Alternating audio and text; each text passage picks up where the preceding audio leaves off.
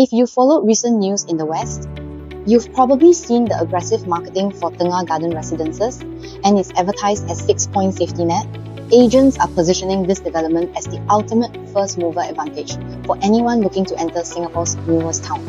But buyers need to decide if this financial safety net is a genuine benefit, or if it is simply the price of living inside a construction zone for the next several years.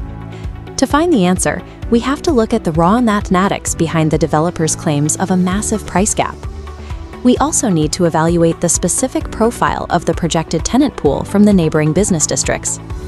By the end of this breakdown, we will determine if it is worth getting in line for the upcoming April 11th preview. Safely navigating this investment requires separating quantifiable financial buffers from the speculative noise.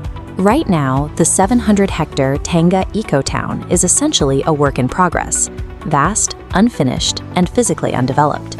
For upgraders, the primary trade-off is clear. You are exchanging the comfort of a mature neighborhood for the long-term potential of a master plan. That master plan includes a car-free town center and smart technologies integrated throughout the housing districts. But the immediate reality for an early owner-occupier is being surrounded by on-dawn construction and infrastructure that is still years away.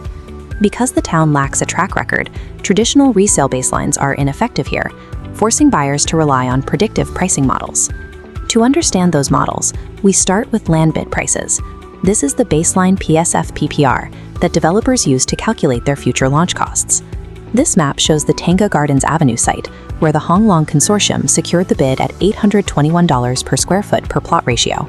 Compare that to the future CDL Lakeside Drive site shown here.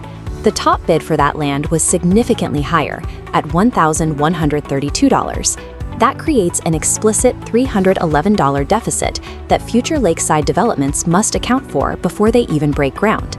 Based on its lower baseline, we project Tengah Garden Residences will launch at an average of approximately $2,200 per square foot. This chart displays how that entry point compares to other 2026 launches. The red box shows Tengah's land cost sits well below most upcoming projects in the OCR.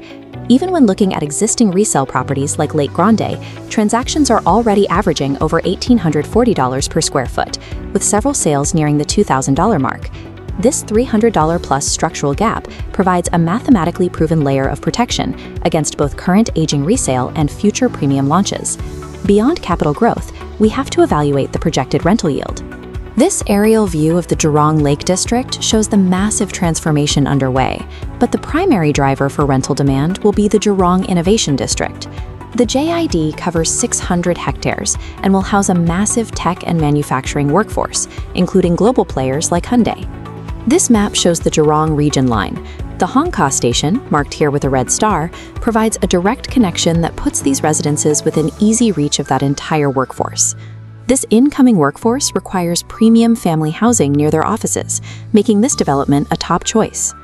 The appeal is strengthened by the inclusion of integrated commercial shops on the first story of the development. These shops will draw foot traffic from the nearby HDBs and polyclinics, ensuring the property remains a prominent destination in the neighborhood. The combination of a massive workforce influx and hyper-local convenience creates a highly defensible long-term rental pool. To maximize these perks, you need to select the right unit on a micro level. We analyzed two similar 3-bedroom types to see which offers the better edge, Type 3A and Type 3B. Type 3A is 797 square feet and is found exclusively in Stack 23 of Block 17. Type 3B is slightly larger at 818 square feet, located in Stack 07 of Block 11. Stack 23 provides a major logistical advantage, sitting immediately next to the sheltered link bridge that connects directly to Hong Kong MRT.